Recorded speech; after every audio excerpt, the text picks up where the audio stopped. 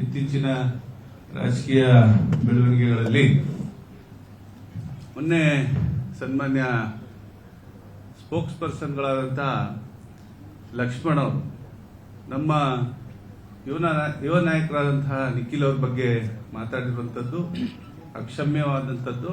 ಅದನ್ನು ಯಾರೂ ಸಹಿಸಲಿಕ್ಕೆ ಸಾಧ್ಯ ಇಲ್ಲ. ನಮ್ಮ ಪಕ್ಷ ಅವರ ಒಂದು ಮಾತಿಗೆ ತೀವ್ರವಾಗಿ ಖಂಡಿಸ್ತಾ ಏನು ಅವ್ರಿಗೆ ಬಾಯಿ ಬಂದಂತೆ ಮಾತಾಡಲಿಕ್ಕೆ ಪ್ರಜಾಪ್ರಭುತ್ವ ಅಂತ ಏನು ಕಾಂಗ್ರೆಸ್ ಡಂಗೂರ ಸಾಕೊಂಡು ಹೋಗ್ತಾ ಇದೆ, ಆ ಒಂದು ಪ್ರಜಾಪ್ರಭುತ್ವದ ಅಡಿಯಲ್ಲಿ ಅವ್ರಿಗೆ ಯಾರು ಬೇಕು ಹೆಂಗ್ ಬೇಕು ಮಾತಾಡ್ಲಿಕ್ಕೆ ಅವಕಾಶ ಇಲ್ಲ. ಅವರ ಒಂದು ಮಾತನ್ನ ಬಿಗಿ ಇಟ್ಕೊಂಡು ಮಾತಾಡಬೇಕು ಅಂತ ನಾವು ಈ ಸಂದರ್ಭದಲ್ಲಿ ಹೇಳಲಿಕ್ಕೆ ಬಯಸ್ತೀನಿ. ವಿಚಾರಗಳನ್ನ ಯಾವ ಸಂದರ್ಭದಲ್ಲಿ ಯಾರ ಜೊತೆ ಯಾರ ಬಗ್ಗೆ ಮಾತಾಡ್ತಾ ಇದೀವಿ ಅನ್ನೋದು ಕೂಡ ಅವ್ರಿಗೆ ಒಂದು ಸ್ವಲ್ಪ ಅರಿವಿರಬೇಕು. ಇವತ್ತು ನಿಖಿಲ್ ಅವರ ಸ್ಟೇಟಸ್ ಬಗ್ಗೆ ವಿಚಾರ ಬಂದಿರುವಂತದ್ದು. ಯಾಕೆ ನಿಖಿಲ್ ಅವರು ಈ ರಾಜ್ಯದ ಈ ದೇಶದ ಪ್ರಜೆ ಅಲ್ವಾ? ಸೋತ್ಬಿಟ್ಟಿದ್ರೆ ಏನು ಅವರು ಪ್ರಶ್ನೆ ಮಾಡಂಗಿಲ್ವಾ? ಏನಂತ ಮಾತಾಡ್ತಾ ಇದ್ದಾರೆ? ಅವರೇ ಸೋತಿಲ್ವಾ? ಅವ್ರು ಸೋತಿದ್ರೆ ಮನೇಲಿ ಕೂತ್ಕೋಬೇಕಾಯ್ತು, ಯಾಕೆ ಬಂದು ಈಚೆ ಮಾತಾಡ್ತಾ ಇದ್ದಾರೆ? ಅವರು ಕೂಡ ಒಬ್ಬ MP ಕ್ಯಾಂಡಿಡೇಟ್ ಆದಂತವ್ರು.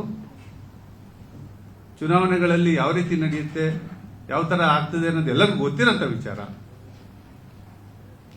ಹಾಗಂತ ಅವ್ರ ಬಾಯಿ ಬಂದಾಗ ಮಾತಾಡ್ಲಿಕ್ಕೆ ಯಾರು ಅವ್ರಿಗೆ ಕೊಟ್ಟಿರೋದು? ಒಂದು ಸ್ಟೇಟಸ್ ಅಂತ ಬಂದಾಗ ಅದಕ್ಕೆ ಪ್ರತಿ ಉತ್ತರವಾಗಿ ಕೊಟ್ಟಿದ್ದಾರೆ. ಅದಕ್ಕೂ ಅವ್ರ ವೈಯಕ್ತಿಕವಾದಂತಹ ವಿಚಾರಗಳನ್ನ ಎತ್ಕೊಂಡು ಮಾತಾಡುವಂಥದ್ದೇನಿದೆ? ಇವರೆಲ್ಲ ಮಾಡ್ತಾ ಇರೋದು ಅನಾಚಾರ, ಮನೆ ಮುಂದೆ ಬೃಂದಾವನ ಅಂದಂಗೆ. ಇವ್ರುಗಳು ಅವರ ನಾಯಕರುಗಳನ್ನ ಮೆಚ್ಚಿಕೊಳ್ಳಲಿಕ್ಕೆ ಮತ್ತು ಏನು ಇಲ್ಲಿಯ ಒಂದು ಸಂದರ್ಭನ ಉಪಯೋಗಿಸ್ಕೊಂಡು ಅವ್ರ ಬೆಳೆಕಾಳು ಬಯಸ್ಕೊಳ್ಳಿಕ್ಕೆ ಮಾತಾಡುವಂಥದ್ದಲ್ಲ. ದಯವಿಟ್ಟು ಏನ್ ಮಾತಾಡ್ತಾ ಇದ್ದಾರೆ, ಯಾರ ಬಗ್ಗೆ ಮಾತಾಡ್ತಾ ಇದ್ದಾರೆ ಅಂತ ಪ್ರಜ್ಞೆ ಇಟ್ಕೊಂಡು ಮಾತಾಡಬೇಕು. ಅವರು ಕೂಡ ಸಮಾಜಮುಖಿಯಾಗಿ ಈಗ 75 ಕ್ಷೇತ್ರಗಳಲ್ಲಿ ಜನರೊಂದಿಗೆ ಜನತಾದಳನ ಒಂದು ಕಾರ್ಯಕ್ರಮನ ಯಶಸ್ವಿಯಾಗಿ ಮುಗಿಸಿದೀವಿ ಅವ್ರ ನೇತೃತ್ವದಲ್ಲಿ. ಜೊತೆಗೆ ಕುಮಾರಣ್ಣ ಅವ್ರ ಬಗ್ಗೆ ಮಾತಾಡೋಕೆ ನಿಮ್ಗೆ ಯಾವ ಹಕ್ಕಿದೆ, ನಿಮ್ಗೆ ಯಾವ ನೈತಿಕತೆ ಇದೆ? ಕುಮಾರಣ್ಣ ಅವ್ರ ಬಗ್ಗೆ ಮಾತಾಡಬೇಕಾದ್ರೆ ನೈತಿಕತೆ ಇಟ್ಕೊಂಡು ಮಾತಾಡ್ಲಿ ಅಂತ ಹೇಳಲಿಕ್ಕೆ ನಾನು ಬಯಸ್ತೀನಿ. ನಿರ್ಭೀತ, ನಿಷ್ಪಕ್ಷಪಾತ, ವಿಶ್ವಾಸಾರ್ಹ ಸುದ್ದಿಗಳಿಗೆ ಹೆಸರಾಗಿರುವ ನ್ಯೂಸ್ 18 ಕನ್ನಡ ಈಗ ಆಪ್ನಲ್ಲೂ ಲಭ್ಯವಿದೆ.